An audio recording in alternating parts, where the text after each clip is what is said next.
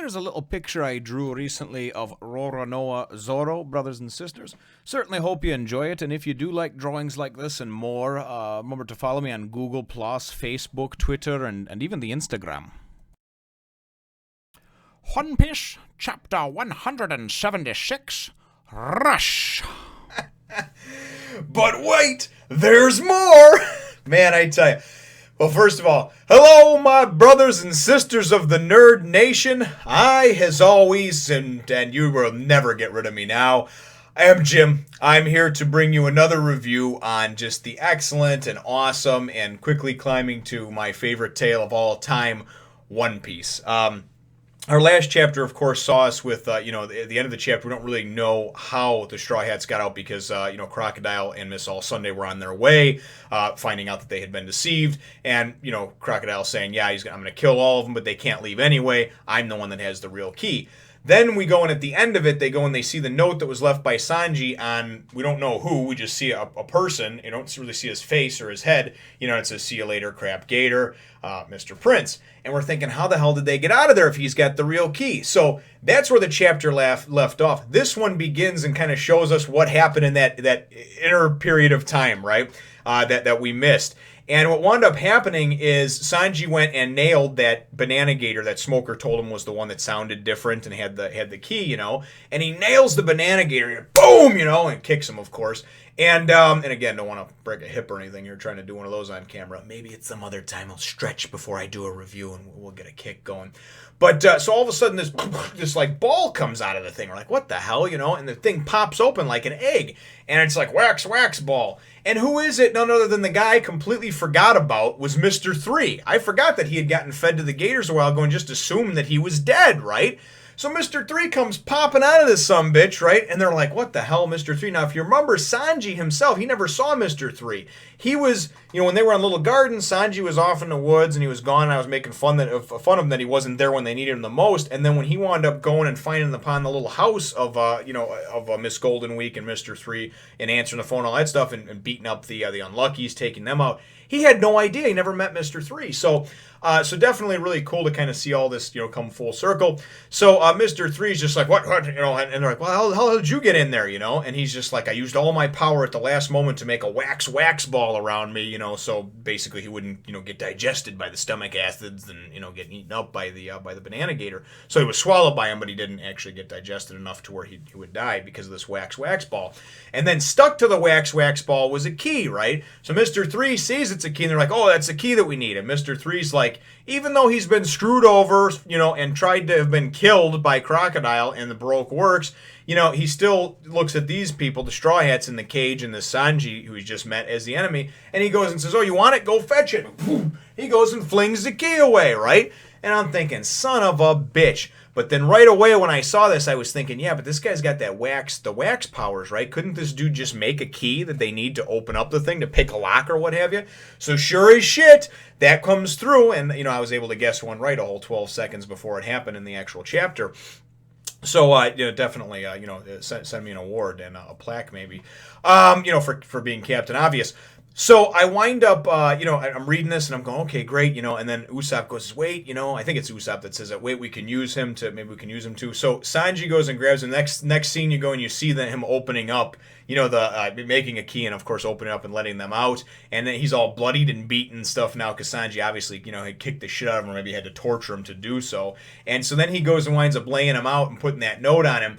And so that's where the whole thing came when we didn't see the guy's head and everything else. It was Mr. 3 laying there, just unconscious or dead or whatever, with the note on him. So it was great. So then we go and everybody's out, of course. And now remember, Smoker's with them now, too. I mean, not with them, but he was trapped in the cage with them. So they're finally all out of the cage. And then they're like, okay, we're going to go and use that passage, that goes east. It must be head towards Alabarna, whatever.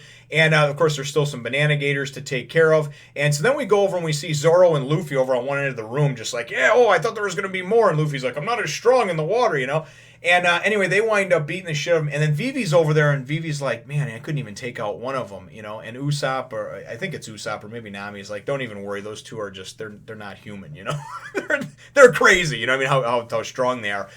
So anyway, so they wind up going, and as they beat the shit out of and take out the rest of these gators, they wind up going and smashing part of the wall, which of course causes, like a cave-in that part in this passage. It causes this passage to collapse that they're trying to get through. So they all wind up having to go and of course to swim to get out. Now we've got two devil fruit bearers, of course, being Luffy and of course Smoker, and then also they're saying that Usopp winds up he hit his head or something like that, and he's knocked out. So basically everybody is everyone for themselves, but they're also trying to get the hell out of there. And they wind up coming out, because you got to remember this is in a lake that the Rain Dinners Casino is on the middle of. So they get to shore, and as they're pulling out and they're climbing out and climbing everybody out, we see that Zoro goes and pulls Smoker out and boom, throws him up on the shore. And you're like, what the hell? And then somebody's like, why did you save him? And then Zoro says, he would have been fine on his own or whatever. Somebody says he would have been fine on his own. We wind up finding out, though, very quickly, and because within a few seconds, everybody's together. They're trying to get Usopp up. Everybody's trying to get together. We, of course, have to get everyone together and get to Alabarna, right?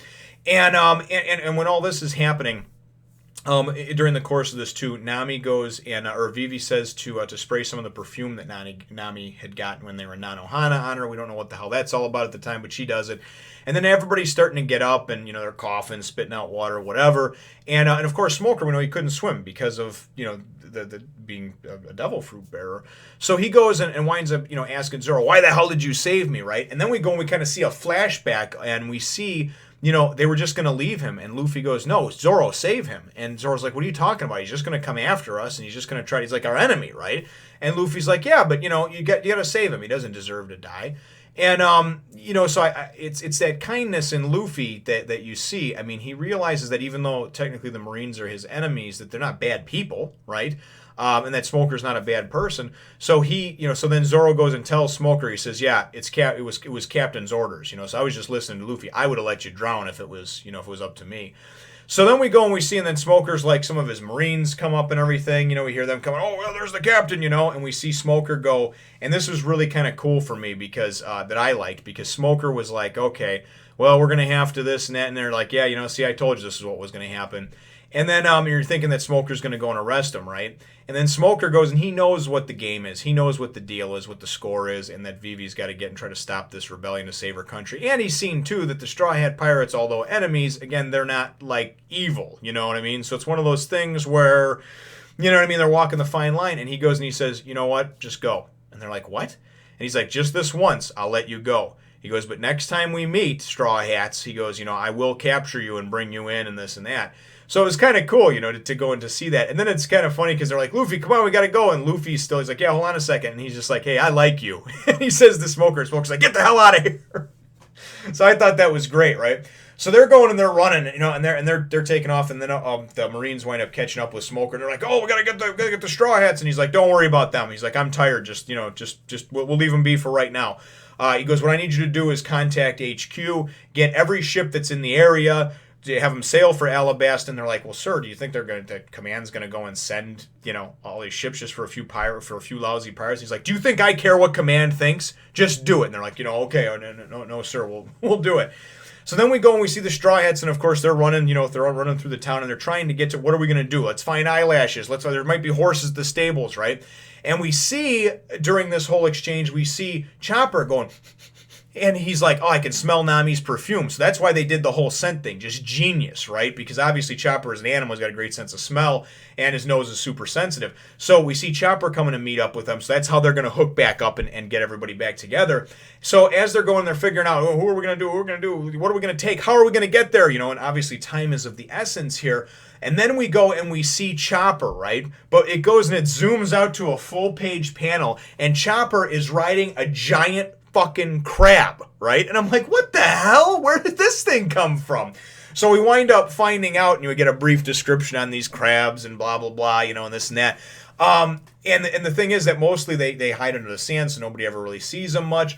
apparently Chopper goes and says, because he can talk to animals, we know, and he's definitely making himself real useful for the crew, because they would have been screwed had they not had Chopper for the diversion and now for the transportation. And Chopper's like, hey, Eyelashes, the camel, I talked with him, and he knows a lot of other animals in this town, right? And this just happens to be one of them, the crab. And I don't know if the crab had a name or something like that. I don't even know. I mean, I know that they're just called something crabs. I forget exactly. So, but they got to. So you get this giant this page of him just being on this giant crab, which I just thought was awesome. I'm thinking, man, that is really, really cool. So they talk about these sand crabs or whatever they are. And as they go and they all get on and they're going to take off and everything. And this is the end of the volume, too. This is the last chapter of the volume. So we're going to be hitting volume 20 after this. And what a great way to leave you on a cliffhanger and leave it ending. All of a sudden, and they're all riding on this giant crab. They're going to go head off towards Alubarna and try to save the day. And all of a sudden, the old Croc, the dick with eyes, we see the frickin' magical sand hook come flying out and grab Vivi and go to pull her off the crab, And Luffy's like, and they're like, stop, you got to stop it. Luffy goes and jumps off and grabs onto Vivi and the hook or whatever, because he's going to kick Crocodile's ass. He's still got, he still wants to take care of that. And that's how things end. He's like, don't worry, go on without me. I can take care of him, right? So they're going to keep moving, and apparently he wants to just stay back so he can bust Croc in the mouth, because he's been wanting to kick his ass for a while now, for 20 chapters or so. So definitely a cool way to end things. I thought it was really cool to show this giant, crab who's, who can only be communicated with by another animal, So through Eyelashes, the camel, who's been their buddy because they saved him a while ago, Luffy and company, And then, of course, Chopper being able to communicate with them, they were able to get themselves a mode of transportation. I honestly thought that it was going to have something to do with Pell the Falcon, but, it can't be right all the time. So definitely really, really cool. My chapter question overall is what do you think about Luffy saving Smoker?